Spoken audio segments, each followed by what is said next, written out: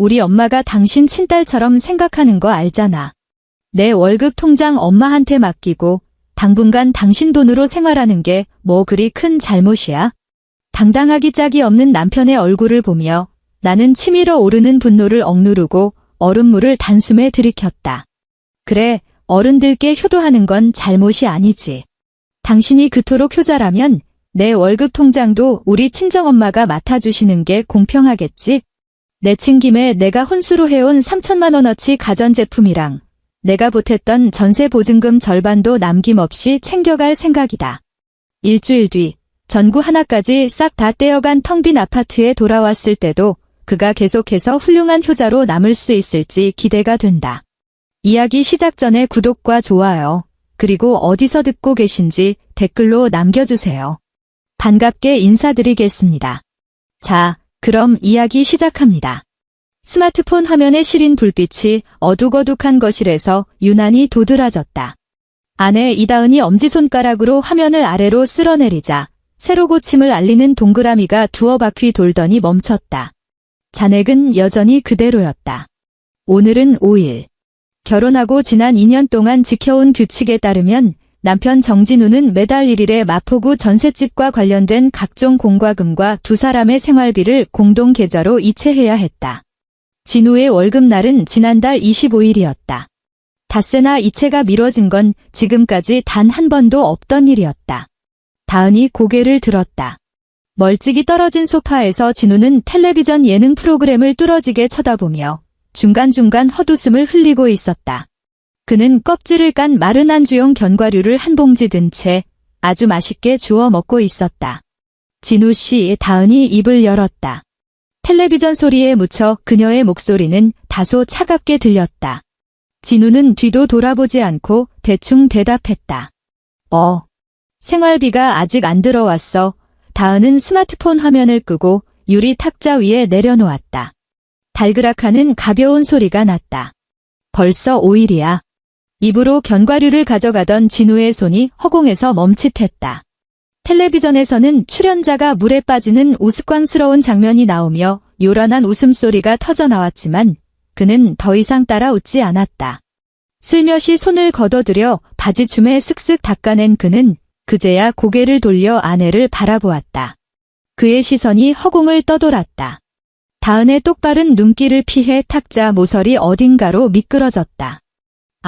그게 진우가 헛기침을 하며 저도 모르게 목소리를 기어들어 가듯 낮췄다. 내 월급 통장, 어머니께 드렸어. 순간 공기가 얼어붙었다. 텔레비전의 웃음소리는 마치 다른 세상의 일처럼 멀어졌다. 다은은 자신의 귀를 의심했다. 소파에 앉아 등을 약간 구부정하게 말고 있는 남편을 보며 농담이라는 실마리라도 찾아보려 했지만 표정에는 아무런 변화도 없었다.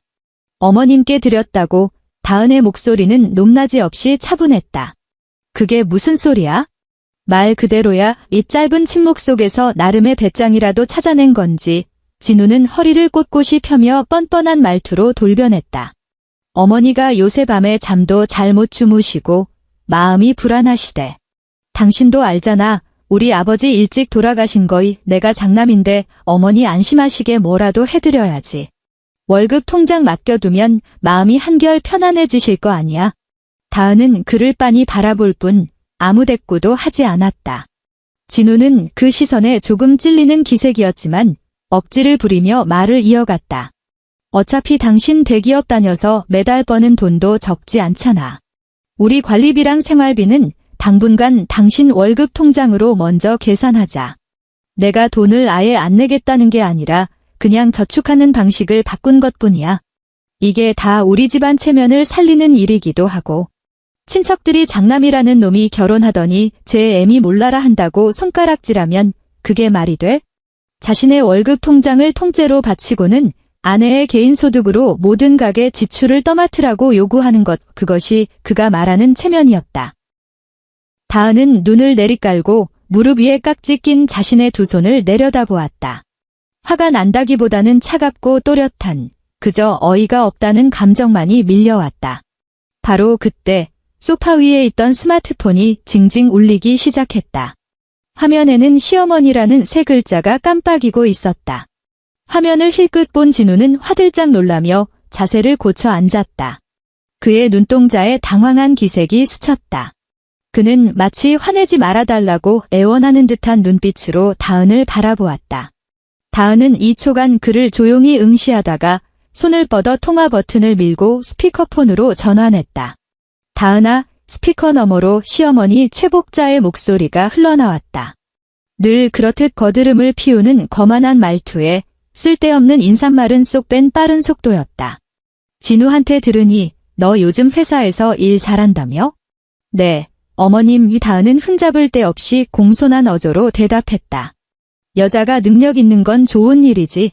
하지만 일단 결혼을 했으면 집안일이 우선인 법이다. 최복자가 전화기 너머로 헛기침을 했다. 진우가 지 월급 통장을 나한테 줬다. 아들놈 효심이 갸륵한데 명색이 어미로서 거절할 수도 없는 노릇이고. 앞으로 집안 생활비는 내가 좀 많이 부담하거라. 어차피 너희 젊은 애들 옷 몇 벌 덜 사 입으면 그 돈 다 나오잖니. 다은은 여전히 맞은편의 진우를 쳐다보고 있었다. 진우는 마치 텔레비전 화면 속에 천하의 절경이라도 펼쳐진 것처럼 화면만 뚫어져라 쳐다보며 숨소리조차 내지 않으려 애쓰고 있었다. 그리고 하나 더, 최복자는 며느리의 대답을 기다릴 생각도 없는 듯 곧바로 말을 이어갔다. 이번 주말에는 좀 일찍 넘어오너라. 시골 친척이 배추를 좀 보내왔는데 대충 200~300포기쯤 될 거다. 요즘 젊은 것들은 편하게 마트에서 김치 사 먹는다지만 그게 어디 될 법한 소리냐? 주말에 와라. 내가 직접 김장하는 법 알려줄 테니. 이게 다 살림 사는 법 가르쳐주는 거다. 늦지 마라. 다은에게 거절할 틈조차 주지 않고 전화기 너머로 뚝하니 통화가 끊어졌다. 뚜 하는 신호음만이 거실을 맴돌았다. 살림 사는 법을 가르쳐주겠다고. 배추 200~300포기짜리 엄청난 노동량과 함께 부부의 경제권을 일방적으로 박탈한 채 말이다. 그제야 진우가 슬그머니 고개를 돌려 찔리는 듯 다은의 눈치를 살폈다. 그는 억지로 마른 침을 삼키며 변명하듯 내뱉었다. 어머니도 다 우리 잘 되라고 하시는 말씀이잖.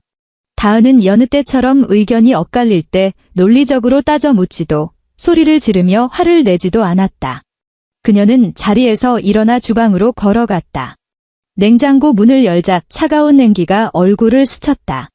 유리잔을 꺼내 물을 가득 따르고 얼음도 잔뜩 집어넣었다. 유리잔 벽에 얼음이 부딪히며 경쾌한 달그락 소리를 냈다. 그녀는 잔을 들고 거실로 돌아와 진우 앞에 섰다. 고개를 젖히고 그 차가운 얼음물을 단숨에 비워냈다. 식도를 타고 넘어가는 시원한 물줄기가 가슴속에서 펄펄 끓어오르려던 탁한 화기를 억지로 짓눌러 꺼버렸다.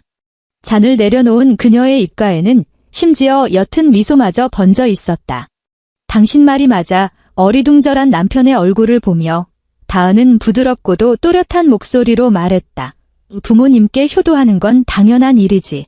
당신이 그토록 효심이 지극한데 나도 뒤처질 순 없잖아. 다음 날 점심시간. 카페의 통유리창 너머로 햇살이 테이블 위로 쏟아졌지만 딱히 온기가 느껴지진 않았다. 다은은 두툼한 봉투 하나를 테이블 맞은편으로 밀어보냈다. 맞은편에 앉아있던 친정엄마 김 여사가 의아한 얼굴로 봉투를 집어들고 안을 확인했다. 통장 하나와 체크카드가 들어있었다. 이게 뭐니? 김 여사가 미간을 찌푸리며 딸을 쳐다보았다. 엄마가 좀 맡아주세요. 다은은 앞에 놓인 커피를 휘저으며 마치 오늘 날씨를 이야기하듯 무덤덤하게 말했다. 앞으로 제 월급에서 최소한의 교통비만 빼고 나머지는 전부 이 계좌로 바로 꽂힐 거예요. 김 여사는 봉투를 내려놓았다. 눈치 빠른 그녀는 단번에 심상치 않은 기류를 감지했다. 진우한테 무슨 일 생겼니? 아니요. 아주 잘 먹고 잘 살아요. 그냥 갑자기 장남으로서의 본분에 눈을 뜨셨는지 자기 돈을 몽땅 시어머니한테 갖다 바치더라고요. 다은은 어젯밤에 있었던 황당한 일을 아주 가볍게 요약해서 설명했다. 그쪽에서 효도하겠다는데 저도 효도해야죠. 이 돈 엄마가 가지고 계시면서 여행 가고 싶으실 때 가시고 사고 싶은 거 마음껏 사세요. 혹시라도 시가 쪽에서 누가 물어보면 제가 드리는 용돈이라고 하시면 돼요. 김 여사의 안색이 순식간에 차갑게 굳어졌다. 억척스럽고 야무진 그녀는 딸이 처한 상황과 그 속내를 단번에 파악했다. 그녀는 봉투를 가방에 챙겨 넣고 가방 입구를 툭툭 치며 딱 한마디를 남겼다. 잘했다. 너 혼자 속 끓이지 마. 무슨 일 생기면 엄마가 다 알아서 할 테니까. 엄마와 헤어진 뒤 다은은 홀로 벤치에 앉았다. 스마트폰을 꺼내 카드사 앱을 실행했다. 현재 진우가 주력으로 사용하고 있는 신용카드는 다은의 명의로 발급된 가족 카드였다. 예전에 연회비 면제 조건을 채우기 위해 카드 실적을 모으려고 두 사람이 합의하에 생활비 결제를 이 카드로 몰아두었기 때문이다. 그녀는 카드 관리 메뉴로 들어가 눈에 익은 끝자리 4개의 가족 카드를 찾아냈다. 화면에는 가족 카드를 정말 정지하겠냐는 확인 메시지가 떴다. 정지 처리는 즉시 적용된다는 안내문도 함께였다. 다은은 일말의 망설임 없이 확인 버튼을 눌렀다. 화면이 핑그르르 돌더니 정상적으로 처리되었다는 문구가 나타났다. 그녀는 화면을 끄고 차갑고 건조한 공기를 깊게 들이마신 뒤 다시 회사 건물을 향해 발걸음을 옮겼다. 밤 8시. 차가운 바람이 거리를 매섭게 휩쓸고 지나갔다. 진우는 패딩깃을 꽉 여미며 동네 입구 편의점으로 종종 걸음을 쳤다. 유리문을 열고 들어가자 찬바람이 차단되고 훈훈한 공기가 훅 끼쳐 찌푸렸던 미간이 자연스레 펴졌다. 카운터로 다가간 그는 평소 피우던 담배 2갑을 집어들고 무심코 스마트폰을 아르바이트생에게 건넸다. 아르바이트생이 익숙하게 바코드를 찍고 스마트폰을 카드 단말기에 가져다 댔다. 삑. 단말기에서 짧고 둔탁한 오류음이 울렸다. 아르바이트생이 멈칫하며 포스기 화면을 확인했다. 손님, 카드가 정지된 것 같습니다만. 정지요. 그럴 리가 없는데 진우가 인상을 썼다. 다시 한번 해보세요. 아르바이트생이 다시 시도했지만 똑같은 오류음만 날 뿐이었다. 죄송합니다. 손님. 카드 상태에 이상이 있어서 결제가 안 된다고 뜹니다. 혹시 다른 결제 수단 없으신가요? 뒤에서 계산을 기다리던 손님들이 고개를 내밀며 짜증 섞인 시선을 보냈다. 진우는 이유를 알 수 없는 답답함과 함께 밀려오는 창피함에 얼굴이 화끈거렸다. 주머니를 뒤적여 보았지만 월급 통장은 이미 어머니께 넘어간 상태라 현금은 한 푼도 없었다. 자기 명의로 된 다른 카드들은 평소에 쓰지도 않아 잔고가 비어 있었다. 그는 멋쩍은 표정으로 담배를 다시 카운터로 밀어냈다. 이따 다시 올게요. 편의점을 나서자 매서운 바람이 다시 목덜미를 파고들었다. 진우는 스마트폰을 꺼내 다은에게 전화를 걸었다. 신호음이 한참을 울린 뒤에야 연결되었다. 얘야. 전화가 연결되자마자 진우는 화를 참지 못하고 소리를 질렀다. 카드 어떻게 된 거야? 편의점에서 담배 한 갑도 못 사고 개망신 당했잖아. 내가 무슨 짓 한 거 아니야? 전화기 너머의 목소리는 아주 평온했다. 백그라운드로 잔잔한 음악 소리까지 들리는 걸 보니 꽤 분위기 좋은 식당에 있는 모양이었다. 카드. 아, 그거 내가 정지시켰어. 다은이 대답했다. 너 미쳤어. 멀쩡한 카드는 왜 정지시키는데? 그럼 난 뭘 쓰라고? 찬바람 속에서 진우의 목소리가 날카롭게 찢어졌다. 내 돈이랑 월급 통장 싹 다 우리 엄마한테 맡겼어. 다은의 말투는 서두르는 기색 없이 느긋했고 발음 하나하나가 명확하게 꽂혔다. 당신이 그랬잖아. 어른들께 효도하는 건 당연한 거라고. 곰곰이 생각해보니 당신 말이 100번 맞더라고. 기왕 효도할 거면 공평하게 해야지. 내 돈은 우리 엄마한테 효도하는 데 썼으니 당연히 당신 카드값 메워줄 여윳돈은 없지? 진우는 찬 바람 속에 스마트폰을 든 채 부들부들 떨며 제자리에 얼어붙었다. 한참 만에야 겨우 목소리를 쥐어짜냈다. 그럼 난 어떡해? 집안 생활비는 어떡하고? 그건 내가 알바 아니지. 다은이 코웃음을 쳤다. 담배가 사고 싶으면 당신 어머니한테 가서 용돈 달라고 해. 어차피 당신 월급 전부 어머니한테 있잖아. 안 그래? 말을 마친 그녀는 자비 없이 전화를 끊어버렸다. 어김없이 주말이 찾아왔다. 이른 아침, 다은은 평소처럼 일찍 일어나 청소를 하는 대신 눈이 떠질 때까지 푹 잤다. 여유롭게 씻고 정성스레 화장을 한 뒤 편안한 코트를 걸치고 가방을 든 채 집을 나섰다. 그녀의 목적지는 마포구의 전셋집도 경기도에 있는 시가도 아니었다. 친정이었다. 점심 무렵 친정집 식탁 위에서는 고기 굽는 불판이 지글지글 경쾌한 소리를 내고 있었다. 최상급 한우가 뜨거운 열기에 기름을 머금고 윤기를 뿜어내며 기막힌 냄새를 풍겼다. 김 여사는 잘 구워진 고기를 먹기 좋게 잘라 딸의 앞접시에 올려주었다. 많이 먹어라.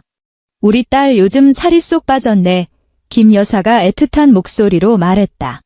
다은은 고기를 집어 소금을 살짝 찍은 뒤 입에 넣었다. 야들야들한 육질에 육즙이 가득했다. 요 근래 먹은 식사 중에서 가장 마음 편하고 맛있는 한 끼였다. 한편 같은 시각 마포구 아파트 현관문 앞. 시어머니 최복자가 숨을 헐떡이며 문 앞에 서 있었다. 그녀가 초인종을 눌렀지만 안에서는 아무런 인기척이 없었다. 문을 쾅쾅 2번 내리쳐 보았지만 여전히 죽은 듯이 고요했다. 이 기집애가 주말에 김장하러 오라니까 어디로 기어나간 거야. 최복자는 입술을 삐죽거리며 짜증스럽게 도어락 덮개를 위로 올렸다. 그녀는 이 집의 비밀번호를 알고 있었다. 진우가 언제든 어머니가 기습 방문할 수 있도록 배려한답시고 굳이 알려준 것이었다. 띡, 띡, 띡 하는 버튼음과 함께 기계 장치가 돌아가며 철컥 현관문이 열렸다. 집안은 바늘 떨어지는 소리조차 들릴 만큼 조용했다. 최복자는 신발도 벗지 않고 흙발로 거실 한가운데까지 척척 걸어 들어갔다. 다은아. 이다은, 그녀가 앙칼지게 소리쳤다. 아무도 없었다. 험악해진 얼굴로 주방으로 성큼성큼 다가간 그녀는 양문형 냉장고 문을 확 열어젖혔다. 원래는 며느리가 식재료를 허투루 낭비하고 있진 않은지 검사도 할 겸 맛있는 게 있으면 쏙쏙 빼갈 심산이었다. 하지만 냉장고 문이 열린 순간 그녀는 그 자리에 멍하니 굳어버렸다. 텅 비어 있었다. 냉장실 선반은 물기 하나 없이 반짝반짝 닦여 있었고 평소라면 빼곡하게 들어차 있었을 밑반찬 통이나 과일, 음료수는 온데간데 없었다. 오기가 생긴 그녀가 냉동실 서랍까지 벌컥벌컥 열어보았지만 그 흔한 냉동 만두나 냉동 볶음밥 한 봉지조차 보이지 않았다. 그 거대한 양문형 냉장고 안에는 구석진 자리에 언제 샀는지도 모를 바닥이 훤히 드러난 간장 한 병만 덩그러니 놓여있을 뿐이었다. 최복자는 헛바람을 들이켰다. 정수리 끝까지 화가 치솟았다. 그녀가 냉장고 문을 신경질적으로 쾅 닫아버리자 빈집에 거친 쇳소리가 울려 퍼졌다. 아주 단단히 미쳤구나. 이게 사람이 할 짓이냐. 주방 한가운데 서서 양허리에 손을 얹은 그녀는 분노로 온몸을 부들부들 떨었다. 밥도 안 해놓고 우리 아들 굶어 죽으라는 거야 뭐야? 이게 말이나 되는 꼴이냐고. 그녀는 당장 스마트폰을 꺼내 진우에게 전화를 걸었다. 신호음이 끝나기가 무섭게 융단 폭격 같은 호통이 쏟아졌다. 내 잘난 마누라는 어디 갔냐? 집에 쌀 한 톨도 안 남겨놨어. 그 기집애가 아예 살림을 거덜낼 작정이더냐. 전화기 너머의 진우는 회사에서 주말 특근 중이었다. 쏟아지는 불벼락의 영문도 모른 채 그저 안절부절 못하며 어머니를 달래기 바빴다. 월말이면 우편함은 항상 각종 고지서로 미어터졌다. 퇴근길에 다은은 우편함에 꽂힌 고지서들을 대충 꺼내 들고 집으로 들어왔다. 현관문을 들어서자마자 그녀는 거실 탁자 위에 고지서들을 툭 던져놓았다. 소파에 앉아있던 진우가 그 종이 뭉치를 들여다보더니 서서히 안색이 굳어졌다. 아파트 관리비 명세서 나왔네. 진우가 마른 침을 꿀꺽 삼키며 종이 한 장을 가리켰다. 이번 달엔 날이 추워서 난방비를 엄청 썼나봐. 자잘한 유지비까지 다 합치니까 35만 원이나 나왔어. 그는 조심스럽게 다은의 눈치를 살폈다. 어떻게든 돈을 구걸하려는 속내가 뻔히 보이는 눈빛이었다. 다은은 코트를 벗어 옷걸이에 걸고 물을 한 잔 따른 뒤에야 탁자 쪽으로 걸어와 명세서를 쓱 훑어보았다. 아, 꽤 많이 나왔네. 그녀는 감정 없는 목소리로 평가했다. 저기, 진우가 두 손을 비비적거렸다. 이것 봐, 이 돈 말인데. 난 돈 없어. 다은은 1초의 망설임도 없이 단호하게 잘라 말했다. 그녀는 물잔을 들고 안방으로 향했다. 내 돈은 전부 우리 엄마한테 있거든. 이 집 당신도 같이 사는 곳인데 몽땅 다 나한테만 기대려는 건 아니지? 다급해진 진우가 벌떡 일어나 그녀의 뒤를 졸졸 따라붙었다. 당신 태도가 그게 뭐야? 장모님한테 가서 관리비 낼 돈 조금만 달라고 하면 안 돼? 이거 안 내면 다음 달에 난방 끊긴단 말이야. 다은이 발걸음을 멈추고 획 돌아서서 그를 노려보았다. 그녀의 눈빛은 얼음장처럼 차가웠다. 어머님도 당신 어머니잖아. 당신이야말로 당신 어머니한테 가서 관리비 낼 돈 좀 받아오지 그래? 진우는 말문이 턱 막혀 꿀먹은 벙어리가 되었다. 제자리에 우두커니 서 있던 그는 결국 신경질적으로 제 머리카락을 마구 헝클어뜨리더니 스마트폰을 들고 베란다로 나갔다. 안방문 뒤에 선 다은은 베란다 쪽에서 들려오는 동정을 가만히 엿들었다. 진우는 최복자에게 전화를 걸어 한껏 비위를 맞추는 굽신거리는 목소리로 속삭였다. 어머니, 저예요. 저기 이번 달 관리비 고지서가 나왔는데 금액이 꽤 되더라고요. 다은이는 돈이 하나도 없다고 하고 어머니, 혹시 제 통장에서 돈 좀 빼서 먼저 내주시면 안 될까요? 전화기 너머로 몇 초간 침묵이 흐르더니 이내 유리문을 통과하고 다은의 귀에까지 생생하게 들릴 만큼 쩌렁쩌렁한 고함과 욕설이 터져나왔다. 내 놈이 미쳤구나. 최복자가 수화기 너머로 악을 썼다. 내 손에 들어온 돈이 아직 따뜻해지기도 전인데 그걸 다시 뺏어가겠다고? 내가 그러고도 사내 새끼냐? 그깟 푼돈 하나 해결 못해서 이 사단을 내? 아니, 어머니, 진짜 방법이 없어서 그래요. 이거 안 내면 난방 끊기는데. 진우가 애타게 사정했다. 방법이 없어? 내가 알아서 구해야지. 최복자는 아들의 말을 가차없이 잘랐다. 그 돈 이미 내 동생 진호한테 투자금으로 다 빌려줬다. 걔가 요즘 끝내주는 사업 아이템이 있다고. 다음 달이면 원금 다 뽑을 수 있다더라. 지금 당장은 10원 한 장도 못 줘. 명색이 맏형인데 동생 사업 밀어주는 셈치고 버텨라. 더는 이딴 일로 귀찮게 전화하지 마. 또. 베란다에서 진우는 일방적으로 끊긴 스마트폰을 든 채 쌩쌩부는 겨울바람을 맞으며 한참을 서 있었다. 유리문 위로 그의 초라하고 우스꽝스러운 실루엣이 비쳤다. 다은은 그 모든 꼴을 차갑게 관망하다가 안방문을 조용히 닫았다. 집안 분위기는 영하로 뚝 떨어졌다. 진우는 유치한 냉전으로 반격에 나섰다. 며칠 내내 퇴근하고 돌아오면 다은에게 말도 걸지 않고 쳐다보지도 않았다. 식사 시간이 되면 혼자 주방으로 기어들어가 라면을 끓였다. 시뻘건 맵고 짠 국물이 보글보글 끓어오르고 조미료의 자극적인 냄새가 온 거실을 진동했다. 그는 일부러 냄비째 들고 탁자 쪽으로 와서는 유난히 요란한 소리를 내며 먹어댔다. 적막한 집안에서 후루룩 면발을 빨아들이는 소리가 유독 거슬렸다. 그렇게 옹색하고 불쌍한 티를 내어 아내의 죄책감을 자극하려는 수작이었다. 예전 같았다면 다은은 마음이 약해져서 한숨을 푹 내쉬며 주방으로 가게란 프라이라도 하나 붙여주고 어물쩍 냉전을 끝냈을 것이다. 하지만 지금의 그녀는 무표정한 얼굴로 노이즈 캔슬링 이어폰을 귀에 꽂은 채 읽고 있던 책에만 시선을 고정했다. 저런 싸구려 고육지책은 이제 그녀에게 어떤 타격감도 주지 못했다. 물은 이미 끓는 점을 넘었다. 그녀는 더 이상 자신을 속일 수 없었다. 이 남자의 비겁함과 이기심, 그리고 시가의 끝없는 탐욕이 이미 이 결혼의 근간을 만신창이로 썩게 만들었다는 사실을. 다음 날 오전, 다은은 회사에 반차를 냈다. 그녀는 집으로 가지 않고 곧장 은행으로 향했다. 귀빈실에서 창구 직원에게 신분증을 건넸다. 2년 전에 이체된 전세보증금 자금 출처랑 계약자 명예 좀 확인해 주시겠어요? 직원이 키보드를 탁탁 두드리더니 이내 대답했다. 다은 고객님, 당시 이체된 2억 원의 보증금은 전액 고객님의 개인 계좌에서 출금되었습니다. 또한 전세계약서 역시 고객님 단독 명의로 체결되어 있네요. 네, 감사합니다. 다은은 신분증을 돌려받았다. 결혼 당시 진우는 신용점수도 바닥이었고 모아둔 돈도 없었기에 그 어마어마한 전세 보증금은 오롯이 다은이 수년간 모은 적금과 친정의 지원으로 영끌에서 마련한 것이었다. 은행을 나선 그녀는 곧바로 집주인에게 전화를 걸었다. 안녕하세요, 사모님. 저 마포구 전셋집 세입자 이다은입니다. 매서운 칼바람이 부는 길모퉁이에 서 있었지만 그녀의 목소리는 그 어느 때보다 맑고 단단했다. 제 개인적인 사정이 생겨서 전세 계약을 미리 중도 해지하고 싶어서요.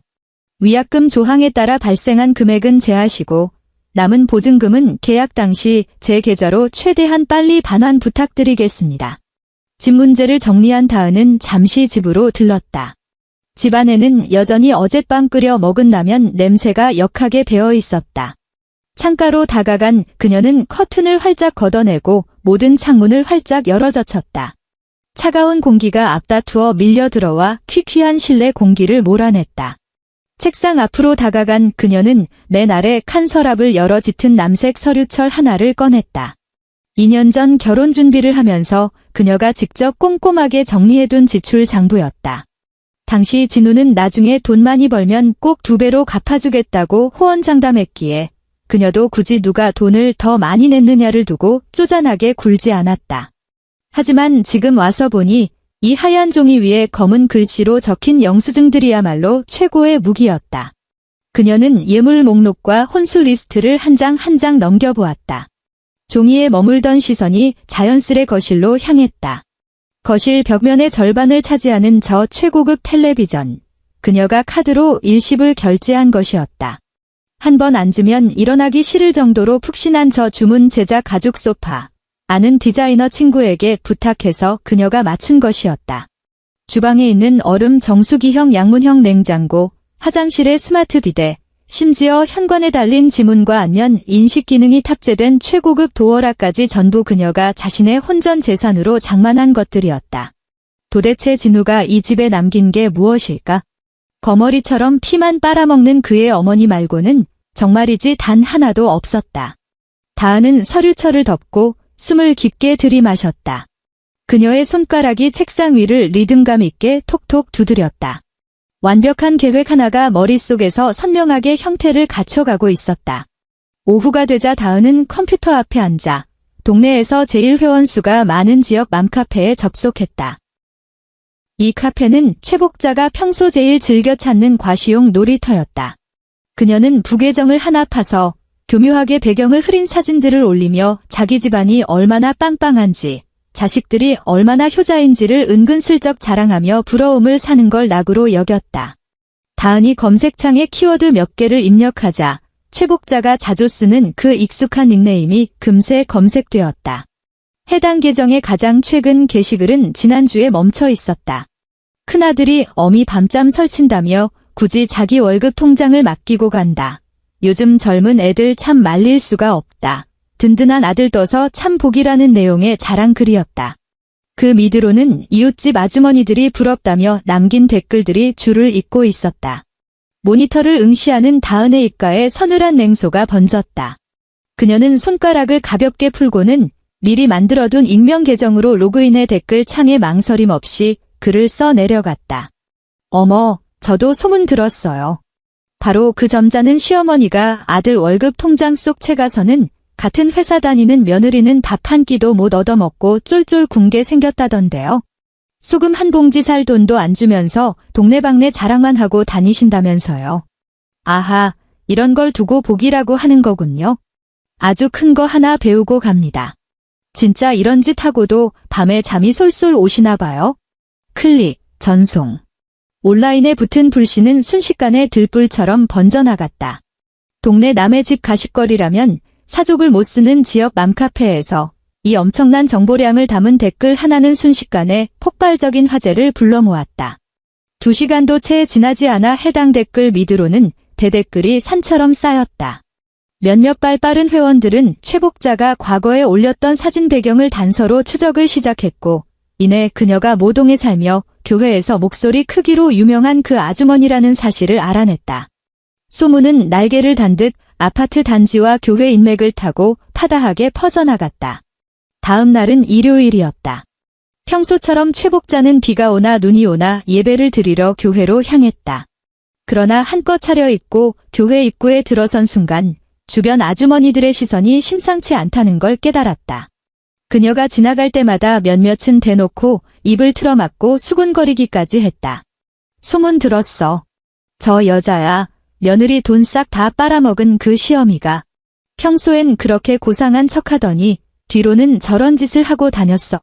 여기저기서 들려오는 날 선 수군거림이 마치 따귀처럼 최복자의 얼굴을 때렸다. 평소 체면을 목숨보다 중시하던 그녀가 이런 멸시와 손가락질을 받아본 적이 있을 리 만무했다. 얼굴이 하얗게 질린 그녀는 예배당에는 들어가 보지도 못한 채 쥐구멍에라도 숨듯 도망쳐 집으로 돌아왔다. 그녀는 곧바로 진우에게 전화를 걸어 미친 듯이 분통을 터뜨렸지만 제 앞가림도 못하는 진우가 어머니의 하소연을 챙겨줄 여력이 있을 리 없었다. 기회는 생각보다 빨리 찾아왔다. 수요일 저녁, 진우가 안방에서 작은 캐리어 하나를 질질 끌고 나왔다. 회사에서 부산 프로젝트 현장에 좀 다녀오래. 그는 다은과 눈도 마주치지 않은 채 퉁명스럽게 내뱉었다. 일주일 정도 출장이야. 알았어. 다은은 고개도 들지 않고 보던 잡지책의 책장을 넘겼다. 이건 10중 8구. 집안의 숨막히는 분위기를 견디다 못한 진우가 도피처를 찾으려고 자원한 출장일 터였다. 그는 따뜻한 밥 한 끼도 없고 일말의 애정조차 남아있지 않은 이 텅 빈 껍데기 같은 집을 하루빨리 벗어나고 싶어 안달이 나 있었다. 현관문이 무겁게 닫히는 소리가 났다. 복도를 울리던 발소리가 점점 멀어지자 집안은 다시 죽은 듯한 정막에 휩싸였다. 다은은 잡지를 내려놓고 자리에서 일어났다. 일말의 망설임도 없이 주머니에서 스마트폰을 꺼내 미리 저장해둔 번호로 전화를 걸었다. 안녕하세요. 지난번에 연락드렸던 포장이사 업체죠. 텅 빈 거실에 울리는 그녀의 목소리는 비정상적일 만큼 차분했다.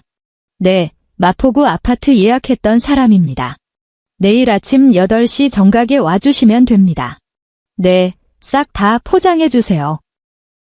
전화를 끊은 다은은 지난 2년 동안 살았던 집안을 천천히 둘러보았다. 고급스러운 안마 커튼부터 비싼 가죽 소파를 지나 마지막으로 거실 벽에 걸린 웨딩 사진에 시선이 머물렀다. 마침내 물이 끓어올랐다. 이제 냄비 뚜껑을 열어젖힐 시간이었다. 다음 날 아침 8시 정각, 어김없이 초인종이 울렸다. 다은이 문 열림 버튼을 누르자 유니폼을 입은 이사업체 직원 4명이 대차와 포장용 박스를 챙겨 들고 찬바람과 함께 거실로 들어섰다. 팀장으로 보이는 직원이 집 안을 한 바퀴 쓱 둘러보더니 주머니에서 작업 지시서를 꺼냈다. 이다은 고객님 맞으시죠? 예약하신 대로 풀 패키지 포장 이사입니다. 혹시 남겨두고 가실 물건이 따로 있나요? 제 개인 물품표가 붙어있는 건 남김없이 전부 가져가시면 됩니다. 다은은 어젯밤 밤을 새워가며 정리해둔 혼수 리스트를 팀장에게 건넸다. 정확히 말씀드리면 안방 옷장에 있는 남성용 옷가지랑 화장실에 있는 그 사람 개인 세면도구 빼고는 먼지 한 톨 남기지 말고 싹 다 비워주세요. 길게 적힌 리스트를 받아든 팀장은 잠시 멈칫했다. 이삿짐센터 일을 하면서 부부싸움 끝에 별거하며 짐을 빼는 광경이야 숱하게 봤지만 이렇게까지 이 잡듯 철저하게 갈라서는 경우는 드물었다. 하지만 눈치 빠른 그는 더 이상 묻지 않고 돌아서서 작업자들을 향해 손뼉을 딱딱 쳤다. 자, 작업 시작합시다. 리스트대로 큰 짐부터 뺍니다. 직원들이 일사불란하게 움직이기 시작했다. 조용한 아침 공기를 찢는 포장용 테이프 소리가 유난히 날카롭게 울려 퍼졌다. 다은은 현관 앞에 팔을 짱짱하게 낀 채 서서 그 모든 과정을 차가운 눈으로 지켜보았다. 거실 벽면의 절반을 차지하던 최고급 텔레비전이 떼어졌다. 진우가 제일 애지중지하던 물건이었다. 그는 매일 퇴근하면 소파에 늘어져 그 고화질 화면으로 시끄러운 예능 프로그램만 들여다보곤 했었다. 이제 그 커다란 화면은 두툼한 에어캡으로 겹겹이 포장되었고 휑해진 벽면에는 시커먼 앙카 구멍 4개만 흉하게 남았다. 다음은 그 주문 제작한 가죽 소파였다. 부피가 워낙 큰 탓에 직원들은 소파를 두 덩어리로 분리해야만 했다. 소파를 옮기는 과정에서 마룻바닥에 가벼운 마찰음이 긁히듯 났다. 조심해주세요. 바닥 긁히면 나중에 방 뺄 때 집주인한테 물어줘야 하니까요. 다은이 소리내어 주의를 주었다. 알겠습니다. 사모님 직원들은 즉시 동작을 낮추고 조심스럽게 움직였다. 주방 쪽에서도 요란한 소리가 들려왔다. 작업자 2명이 그 거대한 양문형 냉장고를 낑낑대며 밀어내고 있었다. 얼음 정수기 기능은 물론이고 김치냉장고 칸까지 따로 있는 최고급 모델이었다. 처음 이 냉장고를 들여놓았을 때 시어머니 최복자는 굳이 찾아와 한참을 쓰다듬으며 요즘 젊은 것들은 참 호강하고 산다며 비꼬았었다. 이제 전원 코드가 뽑히고 안팎으로 물기 하나 없이 닦인 그 냉장고는 대차에 단단히 묶여 집 밖으로 실려나갔다. 화장실 비데도 뜯어낼까요? 젊은 직원이 렌치를 든 채 화장실에서 고개를 내밀었다. 네, 떼어가세요. 그거 100만 원 넘게 주고 산 스마트 살균 모델이거든요. 다은은 담담하게 대답했다. 다 떼어내고 나면 원래 있던 낡은 플라스틱 변기 커버로 다시 조립해주세요. 옛날 커버는 베란다 수납장 맨 아래 칸에 있습니다. 3시간도 채 지나지 않아 발 디딜 틈 없이 꽉 차 있던 전셋집은 완벽하게 텅 비어버렸다. 소리를 흡수하던 가구들이 모두 사라지자 직원들의 발걸음 하나하나가 휑한 집안에서 공허한 메아리를 만들어냈다. 앙상해진 창문 너머로 햇살이 쏟아져 들어왔다. 그 안막 기능이 탁월했던 벨벳 커튼마저 떼어가 버려서 천장 아래에는 덩그러니 남은 커튼봉만 처량하게 매달려 있었다. 사모님, 짐은 다 차에 실었습니다. 팀장이 이마에 땀을 훔치며 말했다. 이제 현관 도어락만 남았네요. 정말 바꾸실 건가요? 네, 다은은 몸을 돌려 현관 쪽으로 걸어갔다. 그녀가 미리 불렀던 열쇠 수리공이 이미 문 밖에서 대기하고 있었다. 수리공은 지문과 안면 인식 기능이 있는 그 비싼 스마트 도어락을 능숙한 솜씨로 뜯어냈다. 묵직한 금속 패널이 떨어져 나가자 현관문에는 보기 흉한 직사각형의 구멍이 뻥 뚫렸다. 이걸로 달아주세요. 다은은 가방에서 가장 싸구려 티가 나는 번호판조차 없는 아날로그 기계식 자물쇠를 꺼내 수리공에게 건넸다. 수리공은 몇십 년 전에나 썼을 법한 그 구식 쇳덩어리 자물쇠와 최고급 방화문을 번갈아 보며 혀를 끌 듯 찼지만 이내 전동 드릴을 들고 구멍을 뚫기 시작했다.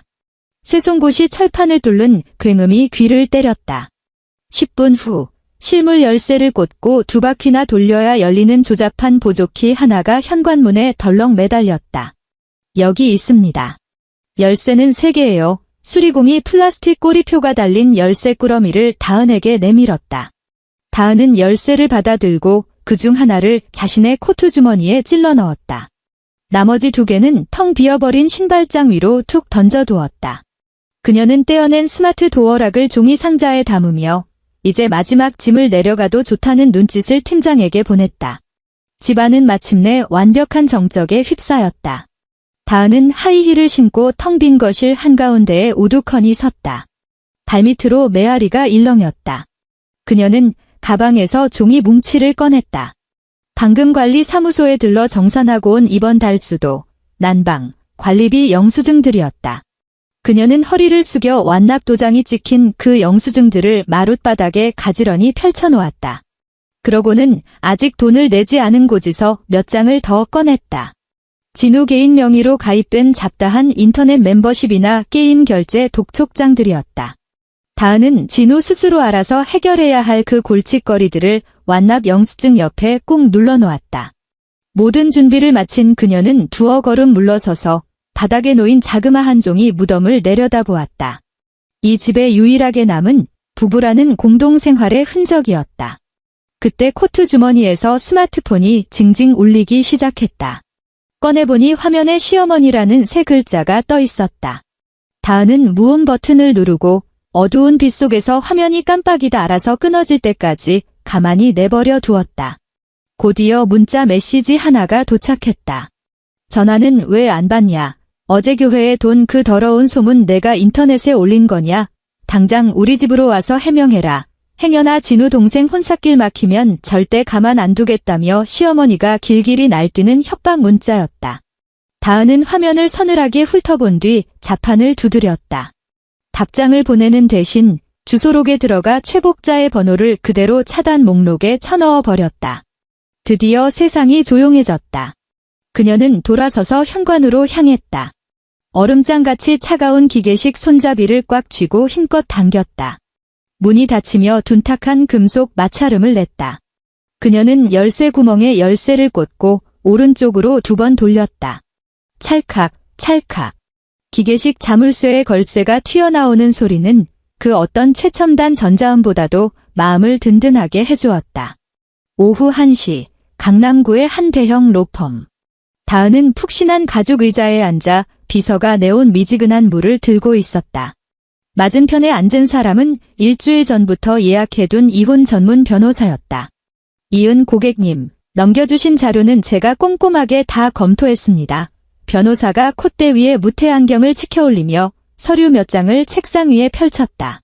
법률적으로 봤을 때 고객님의 요구사항은 아주 명확하고 증거 자료도 완벽하게 갖춰져 있습니다. 변호사가 첫 번째 은행 거래 내역서를 뽑아 들었다. 정진우 씨가 배우자와의 협의 없이 본인의 글로 소득 전액을 제3자, 즉 본인의 어머니에게 양도한 사실이 확인됩니다.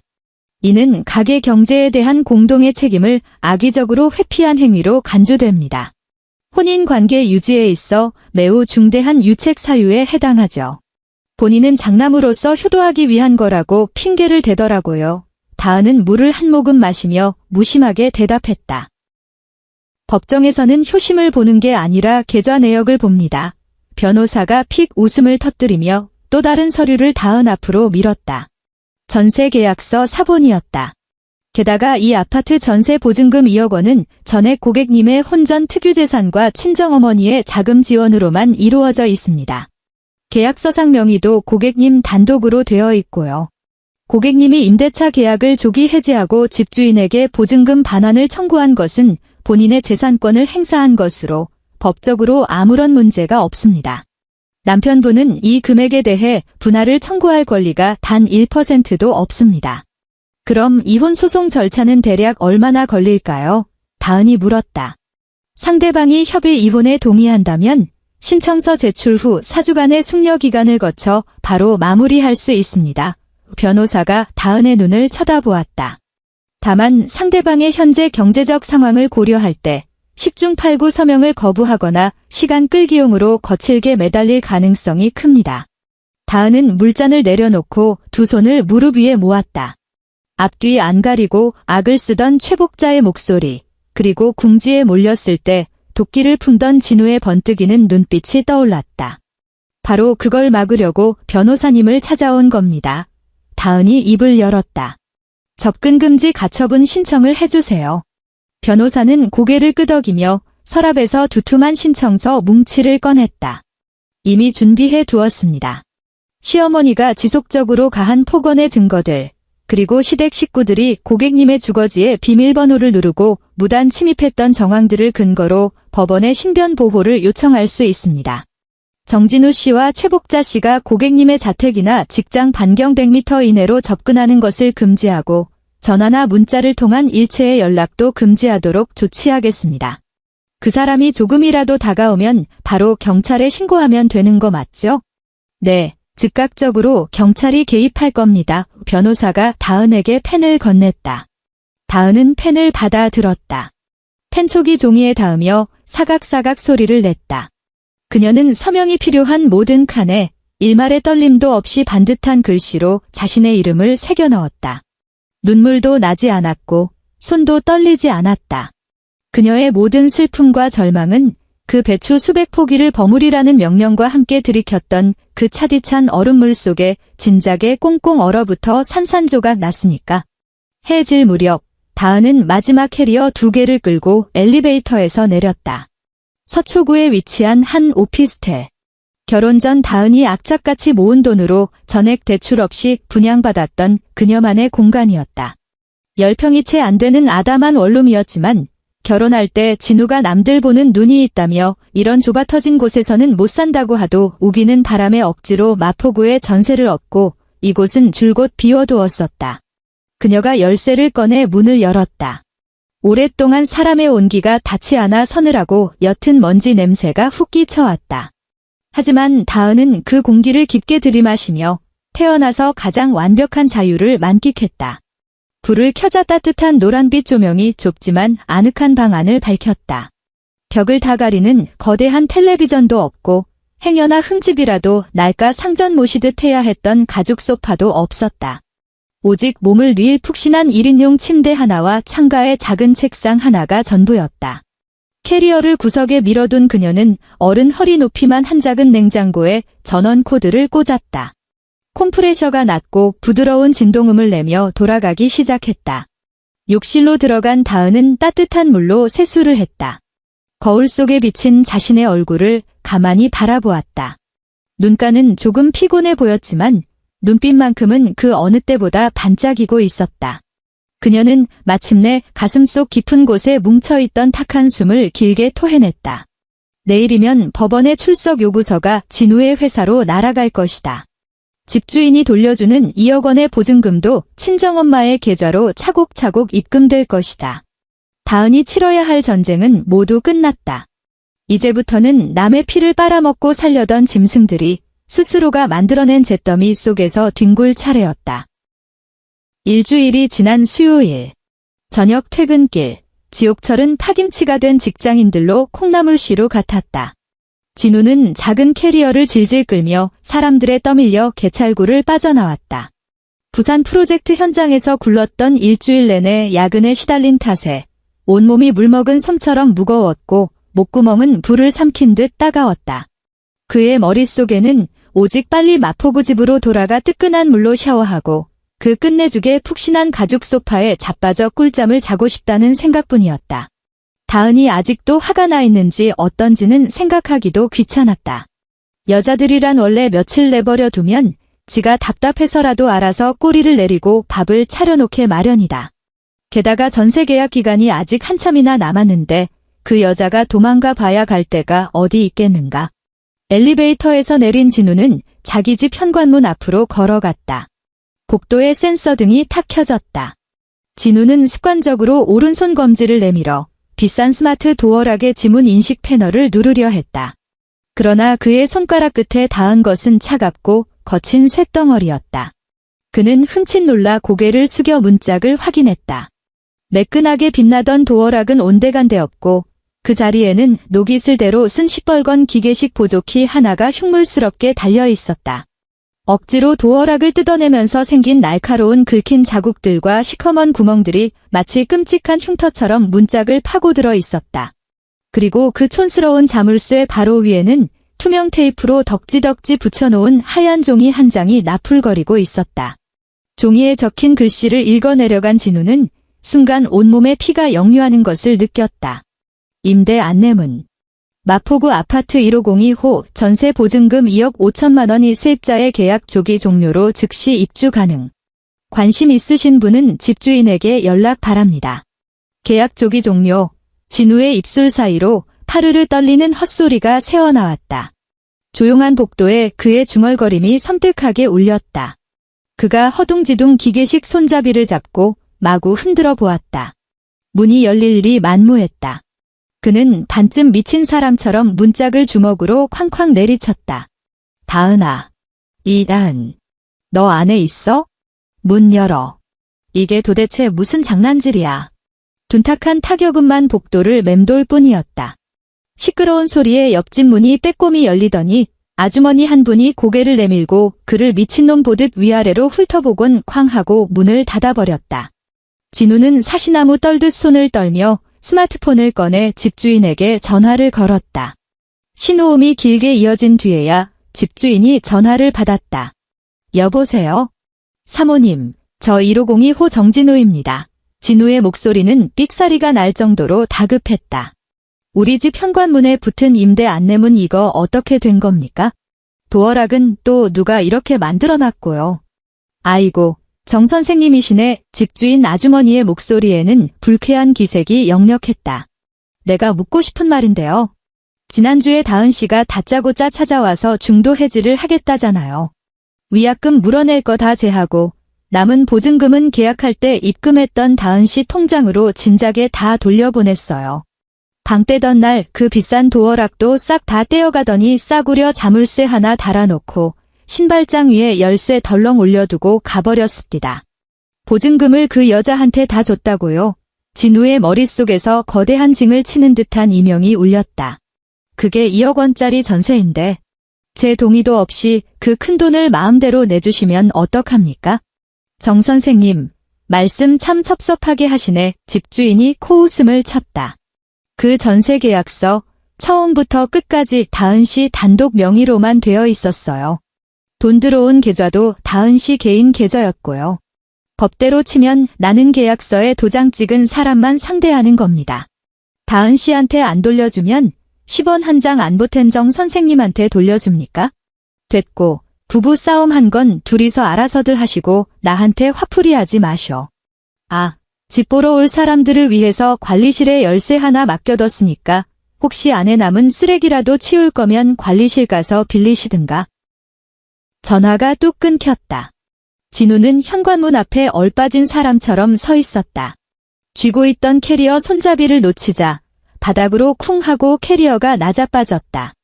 그는 1층 관리 사무소로 미친 듯이 뛰어가 횡설수설하며 예비 열쇠를 받아냈다. 다시 문 앞에 선 그는 벌벌 떨리는 손으로 열쇠 구멍을 찾지 못해 한참을 헛손질하다가 가까스로 문을 열고 안으로 들어섰다. 퀴퀴하고 차가운 공기가 그의 얼굴을 덮쳤다. 벽을 더듬어 거실 스위치를 눌렀다. 천장 조명이 파박하고 2번 깜빡이더니 환하게 켜졌다. 진우는 다리에 힘이 풀려 현관 마룻바닥에 털썩 주저앉고 말았다. 비어 있었다. 먼지 한 톨도 남아있지 않았다. 소파도 텔레비전도 탁자도 없었다. 벽에 걸려있던 웨딩 사진마저 떼어가 버려서 그 자리만 주변 벽지보다 약간 하얗게 직사각형 자국이 남아있을 뿐이었다. 휑한 주방에는 수도관 연결 부위에서 똑똑하고 물방울 떨어지는 소리만 들려왔다. 커튼마저 뜯겨나간 앙상한 창문 틈으로 매서운 겨울바람이 새어들어와 텅 빈 집안에서 귀곡성 같은 메아리를 만들어냈다. 이게 다 무슨... 진우는 네 발로 기어 거실 한가운데로 가서는 믿을 수 없다는 듯 사방을 두리번거렸다. 지독하게 현실성 없는 악몽을 꾸는 것 같았다. 그의 시선이 거실 바닥에 다소 곳이 모여있는 종이 무덤에 꽂혔다. 그는 허겁지겁 바닥으로 기어가 그 종이들을 움켜쥐었다. 맨 위에는 법원에서 날아온 소장 사본과 접근 금지 가처분 통지서가 보였다.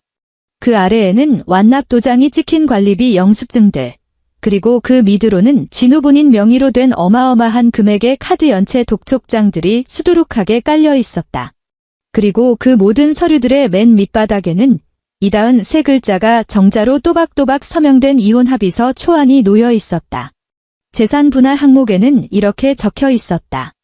혼인 기간 중 남편은 본인의 소득 전액을 제3자에게 악의적으로 은닉하며 가계에 대한 경제적 책임을 전면 회피함. 이에 아내는 본인의 특유재산인 가전기기와 가구, 그리고 단독으로 지불한 전세 보증금만을 회수하였으며 양측이 분할할 공동재산은 존재하지 않음. 즉, 남편은 재산 분할 없이 맨몸으로 퇴거함. 맨몸으로 퇴거함.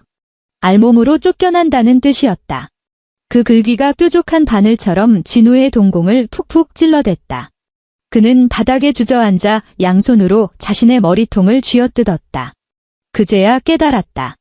자기는 이 집구석에 실오라기 하나 보탠 게 없었다는 사실을. 친구들 앞에서 어깨에 힘주고 자랑하던 이 번듯한 아파트도 고급 가전제품들도 모두 다은의 돈으로 쌓아 올린 모래성이었다. 그런데 자신은 그 알량한 월급 몇 푼을 어미한테 갖다 바치며 효자 코스프레나 하다가 이 집을 버티고 있던 유일한 기둥을 제 손으로 도끼질에 부러뜨린 꼴이었다. 그는 덜덜 떨리는 손으로 스마트폰을 들어 다은의 번호를 눌렀다. 전원이 꺼져 있어 소리샘으로 연결되며 냉혹한 기계음이 그의 헛된 희망을 짓밟았다. 카카오톡으로 보낸 메시지 옆에는 숫자 1이 아니라 전송 실패를 알리는 시뻘건 느낌표만 떴다.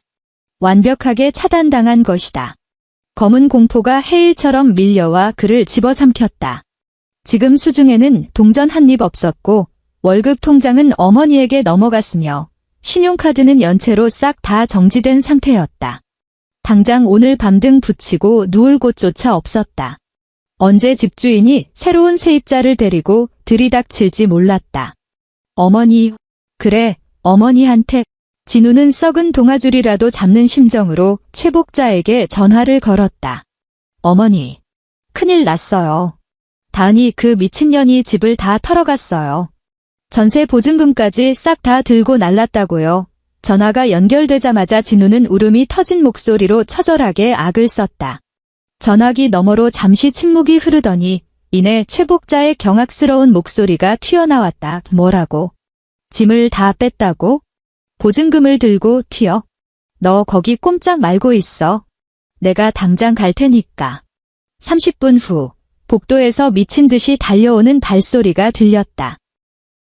최복자는 코트 단추도 제대로 채우지 못한 채 숨을 헐떡이며 문 안으로 뛰어들어왔다. 가리는 것 하나 없이 휑하게 뚫려버린 거실과 그 바닥에 주저앉아 콧물을 흘리며 울고 있는 아들의 꼬라지를 본 그녀는 마치 대낮에 귀신이라도 본 듯 눈알을 부라렸다.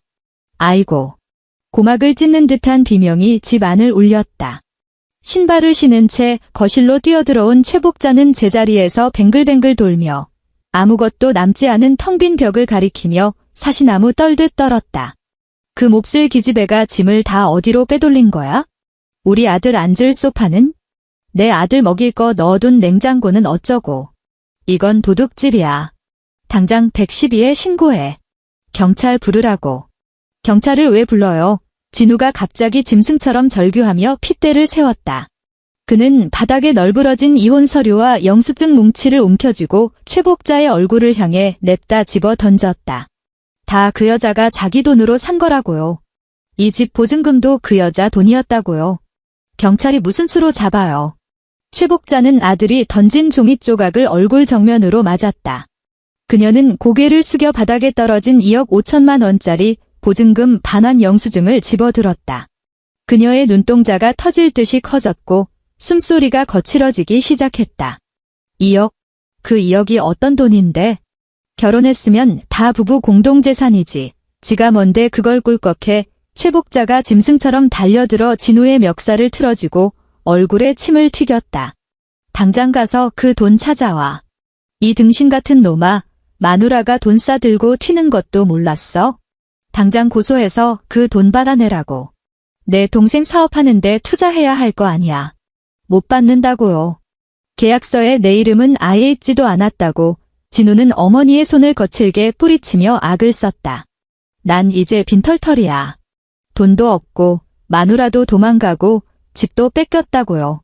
이제 속이 시원하세요? 장남 노릇하라면서요.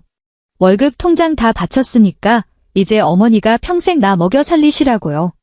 아들의 강한 힘에 밀려 비틀거리던 최복자는 등 뒤에 차가운 벽에 세게 부딪혔다. 너, 내가 감히 어미한테 그따위로 말대꾸를 해. 최복자는 진우를 손가락질하며 가슴을 헐떡거렸다. 그 순간 그녀의 뒷목을 타고 핏줄이 터져나갈 듯한 극심한 고통이 번개처럼 뻗어나갔다. 눈앞에서 날아간 2억 원이라는 숫자가 아른거리고 자신을 원망스럽게 쳐다보는 아들의 도끼 어린 눈빛까지 더해지자 그녀의 혈압은 순식간에 임계점을 돌파했다. 아이고, 내 뒷목. 최복자는 고통스러운 신음을 내뱉으며 두 손으로 뒷목을 꽉 움켜쥐었다. 그녀의 눈이 허옇게 까뒤집어지더니 무릎이 푹 꺾이며 벽을 타고 스르르 미끄러져 내렸다. 쿵 하는 소리와 함께 그녀는 차가운 마룻바닥에 풀썩 쓰러져 버렸다. 어머니, 엄마, 왜 이래? 진우가 혼비백산하여 쓰러진 최복자의 어깨를 마구 흔들었다. 하지만 최복자는 이미 의식을 잃고 입술만 파르르 떨고 있을 뿐이었다. 텅 빈 집안에 진우의 처절한 구급차 호출 소리가 구슬프게 울려 퍼졌다. 그는 오열하며 바닥에 흩어진 빚쟁이들의 독촉장을 번갈아 바라보았다. 공허한 메아리가 사방의 벽을 때리며 남의 피땀을 갉아먹고 체면이라는 허상을 줬던 한 남자의 비참한 말로를 비웃는 듯했다. 가짜 포장지가 모두 벗겨진 빈 껍데기 집은 마침내 가장 나약하고 추악한 밑바닥을 여실히 드러내고 있었다. 같은 시각 서초구의 한 오피스텔. 밤이 깊어지며 창밖으로 서울의 화려한 네온사인 불빛이 반짝이고 있었다. 다은은 뜨거운 물로 느긋하게 샤워를 마쳤다. 보드라운 순면 잠옷을 입고 난방이 잘 들어오는 따뜻한 마룻바닥을 맨발로 밟았다. 언제 시어머니가 비밀번호를 누르고 쳐들어올지 모른다는 불안감도 누구 비위를 맞추며 눈치를 봐야 할 피곤함도 없었다. 공기 중에는 오직 산뜻한 유자향 바디워시 냄새만이 은은하게 맴돌았다. 그녀는 주방 쪽에 있는 작은 책상으로 다가와 미니 냉장고 문을 열었다. 그 안에는 소금에 절여야 할 배추 수백 포기도 없었고 냄새가 벨까봐 랩으로 칭칭 감아놓은 복잡한 밑반찬 통들도 없었다. 그녀는 퇴근길 편의점에서 사온 썰은 막김치 한 팩을 꺼냈다. 손바닥만 한 플라스틱 용기에 든 200g짜리 김치. 포장지에는 유통기한과 제조일자가 선명하게 찍혀 있었다. 흙먼지 냄새도 나지 않았고 살림 사는 법을 가르쳐주마라는 꼰대 같은 훈계질도 딸려오지 않는 아주 깔끔하고 정직한 음식이었다. 다은이 비닐 포장을 벗겨냈다. 찌익 하는 가벼운 소리가 났다. 그녀는 젓가락을 꺼낼 생각도 하지 않고 맨손으로 빨간 양념이 묻은 배추 한 조각을 집어 입에 쏙 넣었다. 아삭아삭 씹히는 공장제 특유의 새콤달콤하고 매콤한 맛이 났다. 시어머니가 담근 손맛 깊은 김치와는 거리가 먼 조금은 저렴한 맛일지도 몰랐다. 하지만 이 김치는 그 누구에게 굽신거리거나 감정 노동을 하지 않아도 당당하게 내 돈 내고 먹을 수 있는 음식이었다. 조용한 방 안에 김치를 씹는 경쾌한 소리가 선명하게 울렸다. 다은은 컵을 들어 정수기에서 받은 미지근한 물을 한 모금 마셨다. 목구멍을 타고 넘어가는 물은 심장을 얼어붙게 만들던 예전의 그 차가운 얼음물이 아니었다. 딱 알맞게 체온에 스며드는 부드럽고 평화로운 온도였다. 그녀는 쉴 새 없이 흘러가는 창밖의 찾기를 내려다보며 천천히 입꼬리를 올렸다. 마침내 그 어떤 방어기제도 필요 없는 온전히 그녀 자신만의 환한 미소가 번졌다. 그건 지난 2년 동안 까맣게 잊고 살았던 오롯이 그녀의 통제하에 있는 진짜 인생의 맛이었다. 시청해주셔서 감사합니다. 저희 채널의 좋아요와 구독 버튼 누르는 것 잊지 마시고요. 그럼 다음 영상에서 또 뵙겠습니다.